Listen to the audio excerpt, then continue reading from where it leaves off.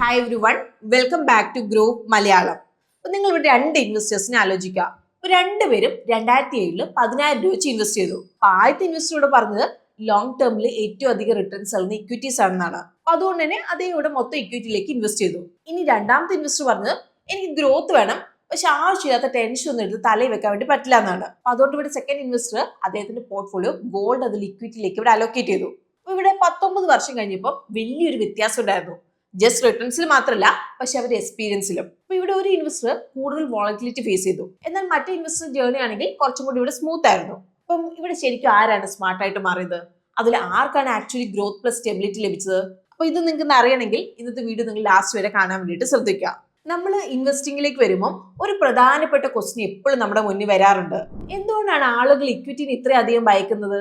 അപ്പൊ ഇതിന്റെ ഉത്തരം എന്ന് പറഞ്ഞാൽ ലോസ് അവേഷൻ ബയാസ് ആണ്. അപ്പൊ ഇതൊരു സൈക്കോളജിക്കൽ ടെൻഡൻസിയാണ്. അതായത് ആളുകൾ പ്രോഫിറ്റ് ഏൺ ചെയ്യുന്നതിനേക്കാളും നഷ്ടം ഒഴിവാക്കാനായിട്ടാണ് താല്പര്യപ്പെടുന്നത്. പിന്നെ ഇവിടുത്തെ ഒരു സത്യം എന്താന്ന് വെച്ചാല്, നഷ്ടം വരുമ്പോൾ നമുക്കുള്ള വിഷമം നമുക്ക് പ്രോഫിറ്റ് കിട്ടുമ്പോഴുള്ള സന്തോഷമായിട്ട് നമ്മൾ നോക്കുമ്പോൾ വളരെ ഇന്റൻസ് ആണത്, അല്ലേ? അപ്പം ഇവിടെ നമ്മൾ പറയുകയാണെങ്കിൽ ഇവിടുത്തെ ശരിക്കുള്ള പ്രശ്നം ഇക്വിറ്റിയിലല്ല വരുന്നത്, പ്രോബ്ലം വോളറ്റിലിറ്റിയിലാണ്. അതുപോലെ എങ്ങനെ നമ്മളത് ഹാൻഡിൽ ചെയ്യുന്നു എന്നുള്ളതാണ് ഇവിടുത്തെ കാര്യം വരുന്നത്. അപ്പൊ ഇവിടെയാണ് അസറ്റ് അലോക്കേഷൻ വരുന്നത്. അപ്പൊ അസറ്റ് അലോക്കേഷൻ എന്ന് പറയുന്നത് ഒരു ഇൻവെസ്റ്റ്മെന്റ് സ്ട്രാറ്റജിയാണ്. അപ്പൊ ഇവിടെ നമ്മൾ നമ്മുടെ പോർട്ട്ഫോളിയോ പല അസറ്റ് ക്ലാസ്സിലേക്ക് നമ്മൾ ഡിവൈഡ് ചെയ്യും. ലൈക്ക് ഇപ്പൊ ഇക്വിറ്റി, ഡെറ്റ്, ഗോൾഡ്, സിൽവർ, അങ്ങനെ. അപ്പൊ റിസ്ക് ബാലൻസ് ചെയ്യാനായിട്ടാണ് നമ്മൾ ഇത് ചെയ്യുന്നത്. പക്ഷെ ഇവിടുത്തെ ഒരു വലിയ ചോദ്യം ഇതാണ്, നിങ്ങളുടെ മ്യൂച്വൽ ഫണ്ട് പോർട്ട്ഫോളിയോയിലേക്ക് ഐഡിയൽ അസറ്റ് അലോക്കേഷൻ ഏതാണ്? അപ്പൊ ഇന്ന് നമ്മൾ ഡേറ്റ വഴി ഇതൊന്ന് നമുക്ക് മനസ്സിലാക്കാം. So let's begin today's video.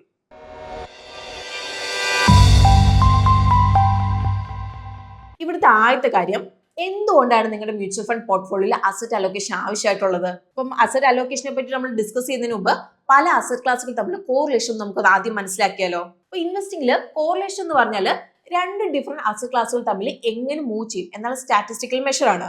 അപ്പൊ ഈ ഒരു റിലേഷൻഷിപ്പ് നമ്മൾ മനസ്സിലാക്കുന്നതാണ് ഡൈവേഴ്സിഫിക്കേഷൻ സീക്രട്ട് സോഴ്സ് എന്ന് പറയുന്നത്. അപ്പൊ ഇവിടുത്തെ നമ്മൾ ലക്ഷ്യം എന്ന് പറയുന്നത് പല അസറ്റ് ക്ലാസുകൾ നമ്മൾ ഹോൾഡ് ചെയ്യുന്നത് മാത്രമല്ല, മറിച്ച് സെയിം ടൈമിലും ഒന്നിച്ച് ക്രാഷ് ആവാത്ത അസറ്റ് ക്ലാസ് ഹോൾഡ് ചെയ്യുന്നതിലാണ് ഇവിടുത്തെ കാര്യം വരുന്നത്. ഇപ്പൊ കോറിലേഷൻ നമ്മൾ നോക്കുകയാണെങ്കിൽ -1 മുതൽ +1 എന്ന സ്കെയിൽ നമ്മളാണ് മെഷർ ചെയ്തത്. +1 എന്ന് പറഞ്ഞാൽ പെർഫെക്റ്റ് പോസിറ്റീവ് കോറിലേഷൻ എന്നാണ്. ഇവിടെ അസറ്റ് ക്ലാസ് സെയിം ഡയറക്ഷൻ തന്നെ മൂവ് ചെയ്യും. അതായത് ഇപ്പോൾ ഒരു അസറ്റ് കയറുവാണെങ്കിൽ പൊതുവെ എന്താണ് മറ്റേ അസറ്റും അതുപോലെ തന്നെ ഇവിടെ കയറും. ഇനിയിപ്പം 0 എന്ന് പറയുന്നോ, അത് അൺകോറിലേറ്റഡ് ആണ്. അൺകോറിലേറ്റഡ് അസറ്റ് ക്ലാസ് എന്ന് പറഞ്ഞാൽ ഇൻഡിപെൻഡന്റ്ലി മൂവ് ചെയ്യുന്ന അസറ്റ്സ് ആണ്. ജസ്റ്റ് സ്റ്റോക്ക് മാർക്കറ്റിൽ നിന്ന് മാത്രമല്ല അവർ തമ്മിലാണെങ്കിലും. അപ്പൊ ഈ ഒരു അസറ്റ് ക്ലാസ്സുകൾ നിങ്ങളുടെ പോർട്ട്ഫോളിയോയിലേക്ക് ഡൈവേഴ്സിഫിക്കേഷൻ നൽകും. അപ്പൊ ഇത് വോളറ്റിലിറ്റി അതുപോലെ റിസ്ക് കുറയ്ക്കാൻ വേണ്ടിയിട്ട് സഹായിക്കും. ഇനി അടുത്ത് വരുന്നത് -1 ആണ്. ഇപ്പൊ -1 എന്ന് പറഞ്ഞാൽ പെർഫെക്റ്റ് നെഗറ്റീവ് കോറിലേഷൻ ആണ്. അപ്പൊ ഇവിടെ അസറ്റ് ക്ലാസ്സുകൾ ഓപ്പോസിറ്റ് ഡയറക്ഷനിൽ മൂവ് ചെയ്യും. അതായത് ഇപ്പോൾ ഒരു അസറ്റ് കയറുവാണെങ്കിൽ മറ്റേ അസറ്റ് ഇവിടെ ഇടിയുമായിരിക്കും. അപ്പൊ ഇത് ഡൈവേഴ്സിഫിക്കേഷൻ ഒരു സ്ട്രോങ് കേസ് ഇവിടെ ക്രിയേറ്റ് ചെയ്യുകയാണ്. അപ്പൊ നമുക്ക് കുറച്ച് എക്സാമ്പിൾ വഴി പല അസറ്റ് ക്ലാസ് തമ്മിലുള്ള കോറിലേഷൻ നമുക്ക് മനസ്സിലാക്കാം. അപ്പൊ ഈ ഒരു ടേബിളിൽ നിങ്ങൾ കാണുന്ന പോലെ സ്റ്റോക്സിന് ഷോർട്ട് ടേം അതിൽ ലോങ് ടേം ഡെറ്റ് ഫണ്ട്സ് ആയിട്ട് കോറിലേഷൻ കുറവാണ്. അതുപോലെ തന്നെ നിങ്ങൾക്ക് ഇക്വിറ്റി ഫണ്ട് അതിൽ ഡെറ്റ് ഫണ്ടിന്റെ ഒരു കോമ്പിനേഷൻ യൂസ് ചെയ്തുകൊണ്ട് നിങ്ങൾക്ക് നിങ്ങളുടെ മ്യൂച്വൽ ഫണ്ട് പോർട്ട്ഫോളിയോ ഡൈവേഴ്സിഫൈ ചെയ്യാവുന്നതാണ്. കാരണം ഈ രണ്ട് അസറ്റ് നമ്മൾ നോക്കുകയാണെങ്കിൽ എന്താണ്, ഈ രണ്ട് അസറ്റ് ക്ലാസ്സിൽ തമ്മിലുള്ള കോറിലേഷൻ വളരെ കുറവാണ്. അപ്പൊ ഇക്വിറ്റി മെയിൻലി ഫോക്കസ് ചെയ്യുന്ന ക്യാപിറ്റൽ അപ്രീസിയേഷൻ ആണ്. അതേസമയത്ത് ഡെറ്റ് ഫണ്ട്സ് ആണെങ്കിൽ ക്യാപിറ്റൽ പ്രൊട്ടക്ഷൻ, അതിൽ റെഗുലർ ക്യാഷ് ഫ്ലോ ആണ് അവർ ഫോക്കസ് ചെയ്യുന്നത്. ഗോൾഡിന് ഇക്വിറ്റീസ് ആയിട്ട് നെഗറ്റീവ് കോറിലേഷൻ ആണുള്ളത്. അതേസമയത്ത് ഷോർട്ട് ടേം അതിൽ ലോങ് ടേം ഡെറ്റ് ഫണ്ട്സ് ആയിട്ട് ഉള്ള കോറിലേഷൻ നമ്മൾ നോക്കുകയാണെങ്കിൽ കുറവാണ്. നിങ്ങളുടെ പോർട്ട്ഫോളിയോയിൽ ഗോൾഡ് ഹോൾഡ് ചെയ്യാനുള്ള ഏറ്റവും വലിയ റീസൺ എന്ന് പറയുന്നത് ബാക്കിയുള്ള ട്രഡീഷണൽ അസറ്റ്സ് ലൈക്ക് ഇക്വിറ്റി ആയിട്ട് ഗോൾഡിനുള്ള നെഗറ്റീവ് കോറിലേഷൻ ആണ്. ഇപ്പം എക്കണോമിക് ഗ്രോത്തിന്റെ സമയത്ത് ഇക്വിറ്റീസ് നല്ലപോലെ പെർഫോം ചെയ്യും. പക്ഷെ ഇപ്പൊ എന്തെങ്കിലും ഒരു അൺസർട്ടനിറ്റി ഉണ്ടാകുമ്പോൾ ഗോൾഡ് ആവും ബെറ്റർ ആയിട്ട് ഇവിടെ പെർഫോം ചെയ്യുന്നത്. ഗോൾഡ് മിക്കപ്പോഴും ക്രൈസിസ് കമ്മോഡിറ്റി എന്നാണ് അറിയപ്പെടുന്നത്. അതായത് ഇപ്പോൾ ഒരു ഗ്ലോബൽ കോൺഫ്ലിക്ട്സ് കൂടുമ്പോൾ അല്ലെങ്കിൽ ട്രേഡ് വാറിന്റെ സമയത്തൊക്കെ ഇൻവെസ്റ്റേഴ്സിന് ഗോൾഡിനോടുള്ള താല്പര്യം ഇവിടെ കൂടും. ഇപ്പം സിൽവറിലും പോർട്ട്ഫോളിയോ ഡൈവേഴ്സിഫൈ ചെയ്യാൻ വേണ്ടുന്നത് നല്ലൊരു ഓപ്ഷൻ തന്നെയാണ്. കാരണം സിൽവറിന് രണ്ട് റോൾ ഉണ്ട്. ഒന്നൊരു പ്രഷ്യസ് മെറ്റൽ ഹെഡ്ജ് ആണ്, അതുപോലെ പ്രധാനപ്പെട്ട ഒരു ഇൻഡസ്ട്രിയൽ കോമ്പോണന്റ് ആണ്. അപ്പൊ ഇത് കാരണം സ്റ്റോക്ക് അതുപോലെ ബോണ്ട് തമ്മിലുള്ള കോറിലേഷൻ റിലേറ്റീവ്ലി ഇവിടെ കുറവാണ്. ഇപ്പം പല എക്സ്പേർട്സ് ഇവിടെ റെക്കമെൻഡ് ചെയ്യുന്നത് എങ്ങനെയാണ്, നമ്മുടെ മ്യൂച്വൽ ഫണ്ട് പോർട്ട്ഫോളിയോയുടെ ഒരു 10 മുതൽ 15% ഗോൾഡ് അതിൽ സിൽവർ പോലത്തെ കമ്മോഡിറ്റീസിലേക്ക് നിങ്ങൾക്ക് അലോക്കേറ്റ് ചെയ്യാന്നുള്ളതാണ്. അതുപോലെ അവർ സജസ്റ്റ് ചെയ്യുന്ന ഒരു കാര്യമാണ്, നിങ്ങൾക്ക് സിൽവർ അലോക്കേഷനേക്കാളും ഗോൾഡ് അലോക്കേഷൻ ആണ് കൂടുതലാവണം എന്ന് പറയുന്നുണ്ട്. കാരണം സ്റ്റോക്ക് മാർക്കറ്റ് കറക്ഷന്റെ സമയത്ത് നമ്മൾ ഇവിടെ നോക്കുകയാണെങ്കിൽ കുറച്ചും കൂടി അധികം വൾണറബിൾ ആവുന്ന ഇവിടെ സിൽവർ ആണ്, കാരണം അവരുടെ ഇൻഡസ്ട്രിയൽ ആപ്ലിക്കേഷൻ കാരണം. ഇനി നമുക്ക് ഡൊമസ്റ്റിക് അതുപോലെ ഇന്റർനാഷണൽ ഇക്വിറ്റീസിന്റെ കോറിലേഷൻ നമുക്ക് കമ്പയർ ചെയ്യാം, പ്രത്യേകിച്ച് US സ്റ്റോക്ക് മാർക്കറ്റ് ആയിട്ട്. അപ്പൊ ഇവിടെ ഇന്ത്യൻ അതുപോലെ US സ്റ്റോക്ക് മാർക്കറ്റ് തമ്മിൽ ഒരു സെമി സ്ട്രോങ് കോറിലേഷൻ കണ്ടിട്ടുണ്ട്. അപ്പൊ ഇവിടെ എക്സ്പേർട്സ് റെക്കമെൻഡ് ചെയ്യുന്നത് നിങ്ങളുടെ പോർട്ട്ഫോളിയോയുടെ ഒരു 10 മുതൽ 20% ഇന്റർനാഷണൽ ഫണ്ട്സിലേക്ക് നിങ്ങൾക്ക് അലോക്കേറ്റ് ചെയ്യാനായിട്ടാണ്. പ്രത്യേകിച്ച് ഇപ്പോൾ പറയുകയാണെങ്കിൽ US സ്റ്റോക്ക് മാർക്കറ്റ് ട്രാക്ക് ചെയ്യുന്ന ഫണ്ട്സിലേക്കൊക്കെ. അപ്പൊ ഇങ്ങനെ നമ്മൾ ചെയ്യുവാണെങ്കിൽ ഡൊമസ്റ്റിക് റിസ്ക് ഒഴിവാക്കാനായിട്ട് നമുക്ക് ഇവിടെ സാധിക്കുന്നതാണ്. അതുപോലെ നമുക്ക് Indian rupee against US$ appreciation benefit നമുക്ക് ഇവിടെ ലഭിക്കും. അതുപോലെ നമുക്ക് ഇന്ത്യൻ എക്കോണമിയിലേക്ക് ഇതുവരെ നമുക്ക് അവൈലബിൾ അല്ലാത്ത ഗ്ലോബൽ ഓപ്പർച്യൂണിറ്റീസ് നേടിയെടുക്കാൻ വേണ്ടിയിട്ട് നമുക്ക് സാധിക്കും. ഇപ്പം നമ്മൾ എക്സാമ്പിൾ പറയുകയാണെങ്കിൽ 2016 ഡിമോണിറ്റൈസേഷൻ, അതുപോലെ 2018 IL&FS debt default crisis Indian stock മാർക്കറ്റിനെ ബാധിച്ചിട്ടുണ്ട്. പക്ഷേ US സ്റ്റോക്ക് മാർക്കറ്റിൽ നമ്മൾ നോക്കുകയാണെങ്കിൽ അത് ബാധിച്ചിട്ടില്ല. ഇനി അടുത്തൊരു കാര്യം ഇവിടെ വരുന്നത്, നിങ്ങളുടെ മ്യൂച്വൽ ഫണ്ട് പോർട്ട്ഫോളിയോയുടെ ഒരു കറക്റ്റ് അസറ്റ് അലോക്കേഷൻ എങ്ങനെ നിങ്ങൾക്ക് തീരുമാനിക്കാൻ വേണ്ടി സാധിക്കും. ഒരു ഐഡിയൽ അസറ്റ് അലോക്കേഷൻ തീരുമാനിക്കുന്നത് ഒരു മാജിക് നമ്പർ കണ്ടുപിടിക്കുന്നതിലൊന്നല്ല, ഒരു ബാലൻസ് ക്രിയേറ്റ് ചെയ്യുന്നതിലാണ് ഇവിടുത്തെ കാര്യം. അപ്പൊ ഇങ്ങനെയാകുമ്പോൾ എന്താണ്, നമുക്ക് രാത്രി നമുക്ക് സമാധാനത്തോടെ കിടന്ന് ഉറങ്ങുകയും ചെയ്യാം. അതുപോലെ ലോങ് ടേമിൽ നമുക്ക് ഇൻഫ്ലേഷൻ മറികടക്കുന്ന റിട്ടേൺസ് നേടിയെടുക്കാൻ വേണ്ടിയിട്ട് നമുക്ക് ഇവിടെ സാധിക്കുന്നതാണ്. നിങ്ങൾക്ക് ഇത് ഇങ്ങനെ ചിന്തിക്കാം, നിങ്ങളുടെ ഫൈനാൻഷ്യൽ എഞ്ചിന്റെ ഒരു റെസിപ്പി ആയിട്ട്. ഇവിടെ ഇക്വിറ്റി അതുപോലെ ഡെറ്റിന്റെ ഒരു കറക്റ്റ് മിക്സ് നമുക്ക് ഇവിടെ വേണം. ഇക്വിറ്റി നമ്മുടെ ഫ്യൂലും ഡെറ്റ് നമ്മുടെ സ്റ്റെബിലിറ്റിയും ആണ്. അപ്പൊ നമുക്ക് ഇവിടെ ഒരു ഐഡിയൽ അസറ്റ് അലോക്കേഷൻ മനസ്സിലാക്കാനായിട്ട് കുറച്ച് ഡിഫറെന്റ് പോർട്ട്ഫോളിയോസ് നമുക്ക് ഇവിടെ കൺസിഡർ ചെയ്യാം. അപ്പൊ ഇവിടെ ഒരു പോർട്ട്ഫോളിയോയിൽ നമ്മൾ 100% ഇക്വിറ്റിയിലേക്ക് നമ്മൾ ഇൻവെസ്റ്റ് ചെയ്യാണ്. വേറെ ഒന്നിൽ നമ്മൾ 100% ഗോൾഡിലേക്ക് നമ്മൾ ഇൻവെസ്റ്റ് ചെയ്യാണ്. വേറെ ഒന്നിലാണെങ്കിൽ 50% ഇക്വിറ്റിയും 50% ഗോൾഡും ആണ്. വേറെ ഒന്നിൽ നമ്മൾ 80% ഇക്വിറ്റിയും 20% ഗോൾഡും ആണ്. അപ്പൊ ഇവിടെ കാൽക്കുലേഷന് ടൈം പീരീഡ് വരുന്നത് 1 ജാനുവരി 2007 തൊട്ട് 31 ഡിസംബർ 2025 വരെയാണ്. അപ്പൊ ടോട്ടൽ 19 വർഷത്തെ ഡ്യൂറേഷൻ. അപ്പൊ ഇവിടെ നിങ്ങൾ നോട്ട് ചെയ്യുക, ഇക്വിറ്റി പോർട്ട്ഫോളിയോ നമ്മൾ ഫ്ലെക്സി ക്യാപ് ഫണ്ട് അതുപോലെ മിഡ് ക്യാപ് ഫണ്ടിന്റെ ഒരു കോമ്പിനേഷൻ ആണ് കൺസിഡർ ചെയ്തേക്കുന്നത്. ഗോൾഡിന് നമ്മൾ ഗോൾഡ് ETFs പെർഫോമൻസ് ആണ് ഇവിടെ എടുക്കുന്നത്. കൂടാതെ 1 ജാനുവരി 2007 10,000 രൂപയുടെ ഒരു വൺ ടൈം ഇൻവെസ്റ്റ്മെന്റ് അസ്യൂം ചെയ്തിട്ടുണ്ട് നമ്മളിവിടെ. അതുപോലെ ഓരോ അസറ്റ് അലോക്കേഷൻ മിക്സിലും 31 ഡിസംബർ 2025 ഫൈനൽ വാല്യൂ ആയിട്ട് കമ്പയർ ചെയ്തിട്ടുണ്ട്. അപ്പൊ ഇവിടെ ഒരു ടേബിൾ നോക്കിയിട്ടുണ്ടെങ്കിൽ 1 ജാനുവരി 2007 തൊട്ട് 31 ഡിസംബർ 2025 വരെ ഏറ്റവും അധികം റിട്ടേൺസ് നൽകിയിരുന്ന 50% ഇക്വിറ്റി അതിൽ 50% ഗോൾഡ് ETF മിക്സും അതുപോലെ 80% ഇക്വിറ്റിയും 20% ഗോൾഡ് മിക്സും ആണ്.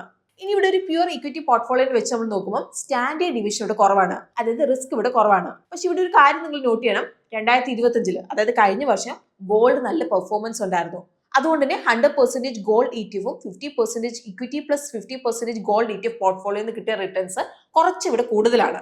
അതായത് ഗോൾഡ് ഏകദേശം 75% റിട്ടേൺസ് ഇവിടെ നൽകിയിട്ടുണ്ട്. അപ്പൊ അതുകൊണ്ട് തന്നെ നമുക്ക് ഇങ്ങനെ പറയാം, 80% ഇക്വിറ്റി അതുപോലെ 20% ഗോൾഡ് ETF അലോക്കേഷൻ ആണ് ഏറ്റവും നല്ല balance നൽകിയേക്കുന്നത്.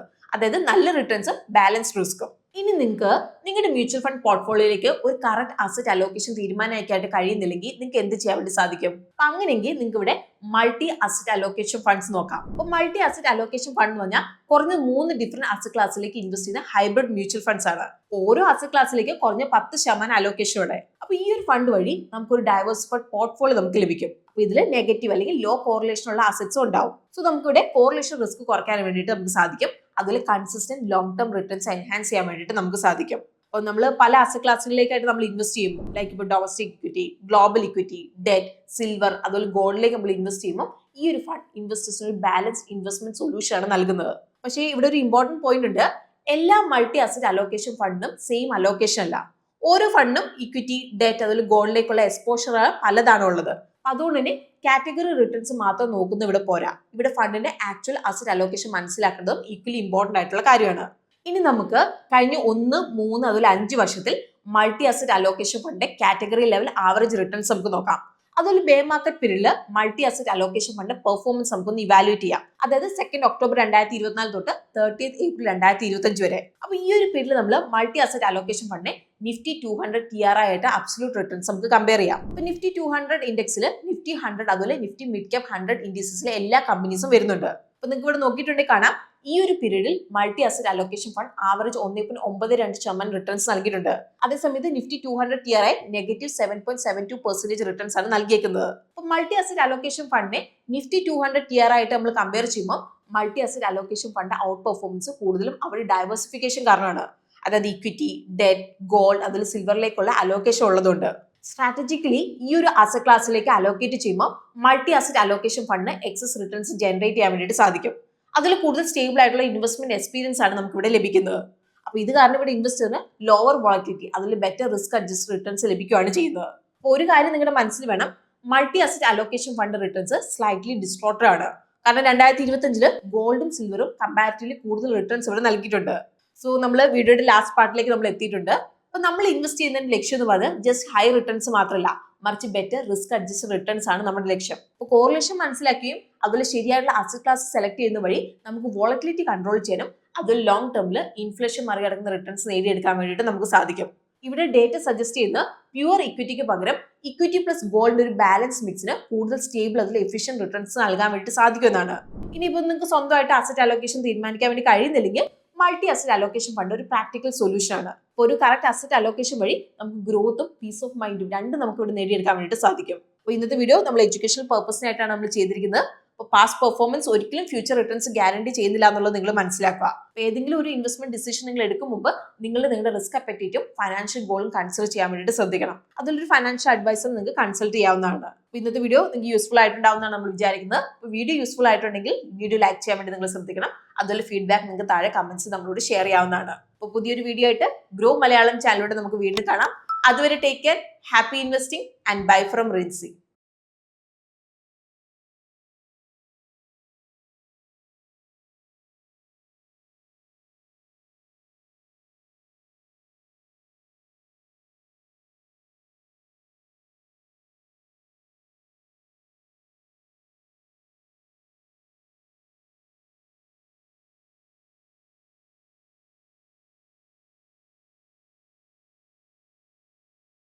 Investment in securities market are subject to market risks. Read all the related documents carefully before investing. Please read the risk disclosure documents carefully before investing in equity shares, derivatives, mutual fund, and or other instruments traded on the stock exchanges.